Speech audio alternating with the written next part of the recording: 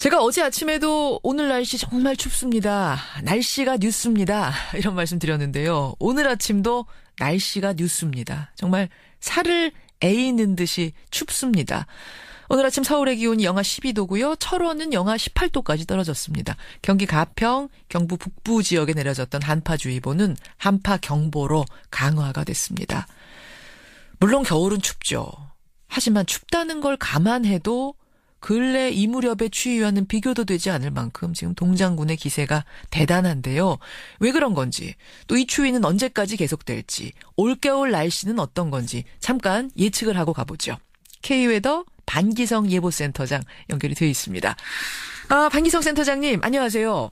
네, 안녕하십니까. 아니 도대체 왜 이렇게 추운 겁니까? 올겨울이 좀 이례적으로 빨리 오기도 했어요. 그런데 이제 가장 큰 원인은 아무래도 강한 한파가 내려오는 것은 첫 번째는 이제 북극 한기가 남아있기 때문이죠. 북극에 있는 한기가 여기까지 내려왔어요. 네. 우리나라 그 5km 상공에 영하 한 30도의 한기가 내려왔는데. 예. 12월에 영하 30도 선이 내려온 경우는 상당히 이례적이거든요. 그렇죠. 이 한기가 내려와서 이제 우리나라 북동쪽, 그러니까 지금 저 러시아하고 만주 국경 부근에서 상층 저지 저기압을 만들었습니다. 예. 이게 뭐냐면 일종의 이제 블로킹 저기압이라고 부르는데, 그러면 이게 고기압이 동쪽으로 나가지 못하게 만들어요. 그러니까 북쪽의 차가운 공기가 우리나라 쪽으로 계속 유입되고 강화시키는 역할을 하거든요. 예. 또 한기를 우리나라 쪽으로 끌어내리는 역할도 하고요. 차가운 고기압이 계속 위치하다 보니까 추운 날씨를 보이는 겁니다. 아니 근데 그 북극에 있는 한기, 영하 35도짜리 한기가 왜 이렇게 내려온 겁니까? 이례적으로? 지구온난화의 하나의 영향이라고 우리가 보는데, 이 북극에 보면은 저 폴라보텍스라고 부르는 극소용돌이 기류가 있습니다. 그게 뭐예요? 극을 갖다가 중심으로 해서 회전하고 있는 하나의 소용돌이라고 우리가 얘기를 하는데, 근데 이게 굉장히 강한 북극의 한기입니다. 예. 이게 보통 겨울에는 이 북극의 한기를 막아주는 역할을 하는 것이 제트기류입니다. 근데 문제는 이 북극의 기온이 낮을 때는 북극하고 중위도 간의 그 기온 차이가 커지면서 제트기류가 아주 강하게 동서 운동을 해요. 동서로. 북극의 한기가 내려오는 걸 막아줍니다. 이 제트기류가. 근데 이제 이 기후 변화로 인해서 북극의 기온이 올라가다 보니까 북극 기온과 중위도 기온 차이가 상대적으로 줄어들게 되거든요. 예. 그러다 보면은 북극 한기를 막아주는 제트기류가 약해지면서 동서 운동보다는 오히려 남부 운동을 합니다. 남쪽으로 내려오는 운동을 하죠. 예. 북극 한기가 남쪽으로 길게 내려오면서 이 지역은 아주 혹한이나 이 한파가 내려오게 되는 것이죠.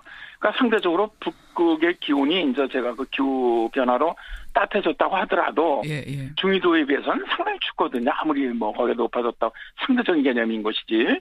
그러다 보니까 이 북극의 한기가 남쪽으로 쭉 제트기를 따라서 내려온 지역 쪽으로는 거의 영하 한 20도까지 내려가는 한파가 닥치는 것이죠.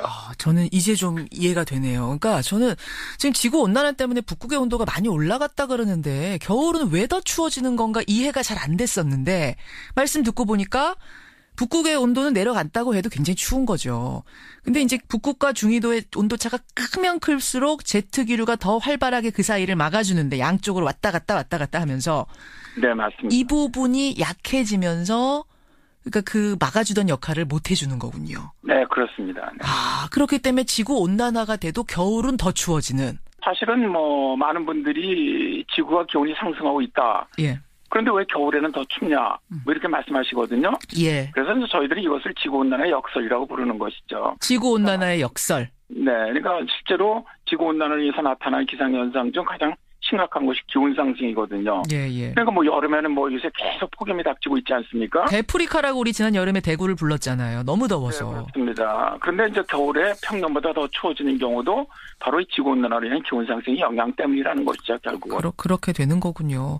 그럼 이번 한파 그리고 올 겨울 날씨를 좀 예측해 봐야 될 텐데 우선 이번 한파는 언제 풀립니까? 지금 이번에 내려온 강한 한파는 이번 주말 토요일 정도에 일시적으로 약간 좀 풀릴 것 같아요.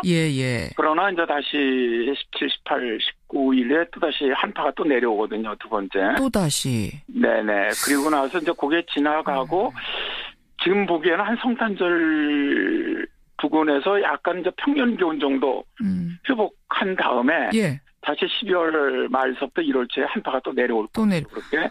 그 센터장님 잠깐만요. 제 예로부터 우리 겨울 추위 하면은 사만사온 그랬잖아요. 네네. 3일 추우면 4일은 풀려야 하고 이래야 되는데 이번 한파는 지난 금요일부터 시작이 됐는데 아직도 풀릴 기미가 안 보이고 주말까지 계속 간다 그러면 왜 이 사만사원은 무너진 겁니까? 사실 우리나라에 뭐 전통적으로 내려오는 겨울 기상현상 중에 하나가 바로 사만사원이죠. 예. 최근에 이런 주기적인 사원 현상이 나타나질 않아요. 저희들이 그래서 이건 이제 고전적인 기상현상이라고 부르는데 이게 왜 그러냐면 최근에 이제 지구온난화나 기후변의 영향으로 이런 모든 날씨들이 변하고 있다는 거죠. 역시 지구온난화. 네, 그러니까 이제 사만사원의 온난 주기가 아주 불규칙적으로 변해 나간다는 거예요. 올해 같은 경우도 11월부터 추웠는데 예를 들어서 13일간 계속해서 평년보다 춥다가 이틀이 따뜻했거든요. 맞아요. 그럼 이거는 14만 이온이거든요. 14만 이온. 앞으로도 사만사원의 어떤 이런 주기적인 날씨는 보기 힘들어지지 않겠느냐 그렇게 보고 있습니다. 우리 예전에 교과서에서 이제 겨울 특징 하면은 사만사원 이런 거 막 외우고 시험 보고 이랬는데 더 이상은 이 의미가 없네요. 교과서에서도 빠져야 되게 생겼네요. 네, 거의 안 나타납니다 이제는 잘. 자, 그럼 이제 올 겨울의 전반적인 날씨 예측을 좀 해볼게요. 지난 여름에는 근래 어느 때보다 더운 여름을 보냈습니다. 40도에 육박할 정도로. 그럼 이번 겨울도 혹시 그 정도를 예상하고 있어야 되나요? 일단 평년보다는 추운 그런 겨울이 될 거로 보고 있습니다. 일단 현재 라니냐 현상이 현재 진행 중에 있거든요. 라니냐 현상은 이제 동태평양 해수 온도가 이제 평년보다 낮은 형태인데 일단 뭐 올 겨울에는 뭐 약한 형태로 계속 진행될 것이다. 그게 예상이 되고 있고. 대개 이렇게 라니냐가 있는 해에는 우리나라 겨울이 추운 경향을 많이 보입니다.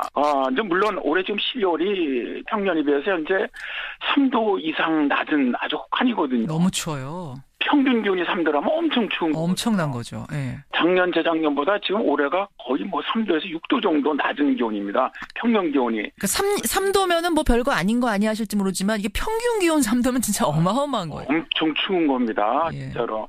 그러니까 뭐 거의 이례적인 역대급 올해 12월은 추인데 1월, 2월에도 평년보다는 기온은 낮을 것이다.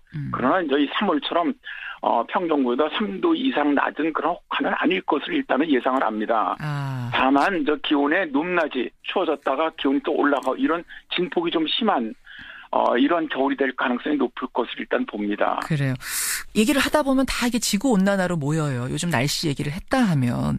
근데 심각성을 이번에 우리가 절절히 느꼈는데 센터장님은 어떻게 뭐 내복이라도 하나 좀 껴입고 다니세요? 이렇게 추울 때는?